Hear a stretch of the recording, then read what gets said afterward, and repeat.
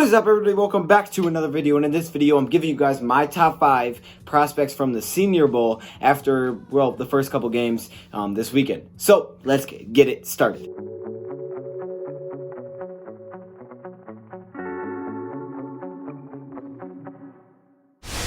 Okay, everybody, so sorry for the late upload today. Obviously, this is the second upload of the day. It's kind of late. I'm going to try to keep it short and sweet. That way I make sure it gets out to you guys.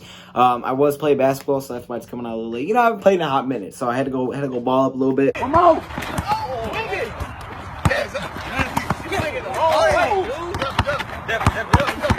Also, I'm wearing my Donkey Kong shirt. Don't know why that's important, but just thought I'd point that out. This time you can actually see it, not see through it, right? Oh, there's no green. I think we're good to go. But we are going to be looking at my top 5 prospects after the first games of the Senior Bowl. So, as we know, today was the Senior Bowl. Well, you may not know, but today was the Senior Bowl. And the North, I believe they played the South. I think the North played the South. And Matt Patricia is the head coach of the North. This is why that's important, because there's only a couple guys that could possibly be candidates to be the head coach of the Senior Bowl, which is some senior athletes out of college. And you know, you have to be a bad team, basically. You have to be a bad team, like, multiple years. There's a couple of requirements for it to happen, just the same kind of way that there's a couple of requirements to be on Hard Knocks. But the Lions could potentially be there again this season. That'd be pretty awesome. Just going to say it, because then I could watch them all the time. But since, you know, Matt Patricia is coaching the North in the Senior Bowl, you know, he's getting an up-close, personal look at a lot of these players, and he's learning a lot about them. So I think they're definitely going to be bigger options. He's going to know about these players, and he could potentially fall in love with some of these guys that could fit the scheme.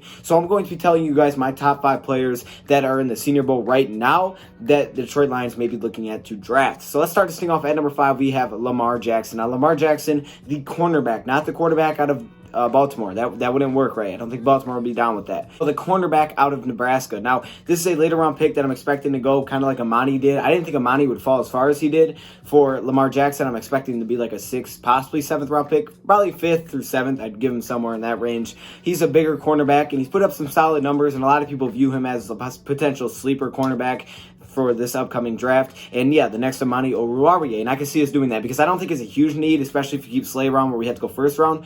But I don't think, you know, I do think it is a good thing to get some depth here and possibly get a guy that you can develop just like you are Amani. Get some young guys mixed in. He's out of Nebraska. Like I said, he had 40 total tackles, 3 interceptions, and 4.5 tackles for loss in his last season. So he comes in at number 5. Now, hopping in number 4, we have a defensive lineman out of Oklahoma and Neville Gallimore. Neville Gallimore is going to fit that defensive tackle type of position. And he's just a prospect for me, because I think defensive tackle is a huge need this offseason. I don't think A'Shawn Robinson will be back. I say this all the time, and I don't know if Snacks will either.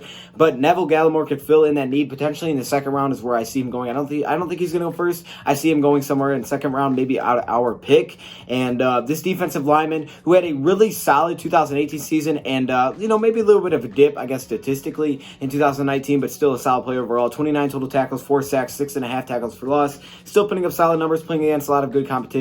And, yeah, he comes in at number 4. Hopping into the top 3, at number 3, we have KJ Hill, the wide receiver out of Ohio State, the speedster. And KJ Hill obviously could be our next slot wide receiver, okay? Now, I do believe the Detroit Lions will bring Danny Amendola back, but even if they do or they don't, this could potentially be your next slot. And if you do bring him in, maybe you don't need to bring Danny Amendola back.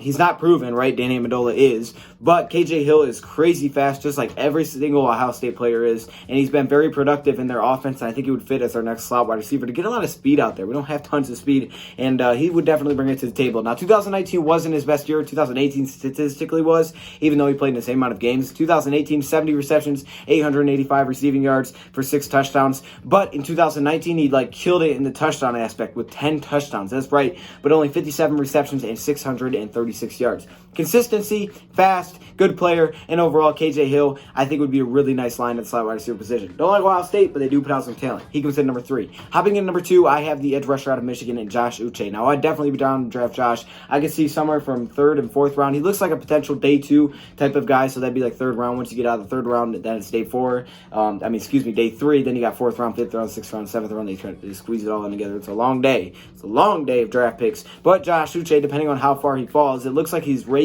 in his stock, and he's been rising recently. And Josh Uche did put up some solid numbers. He's a pure pass rusher. That's what he would be. He'd be a big edge rusher for us. 8.5 sacks, 23 solo tackles tackles, 2 forced fumbles in the last season. He reminds me of what Devon Kennard kind of is for the Lions, and that's the position that he could play. We know the Lions don't blitz a ton, but if you get a guy like Uche, maybe that system or scheme changes a little bit, and then you can get a pass rusher. And finally, coming in number 1 is a beast defensive lineman in Javon Kinlaw, who also has had his stock risen over the last few days. Javon Kinlaw has become a really big threat for a top 20 pick in the NFL draft. Some people had him falling to the second round. Obviously, if you did, yeah, we have to take him, but he looks like he's going to be a first round pick, potentially top 20, maybe top 15. I know some people say that we should take him at 3. Okay, now I'd say calm down, trade back, then get him, but he's really talented.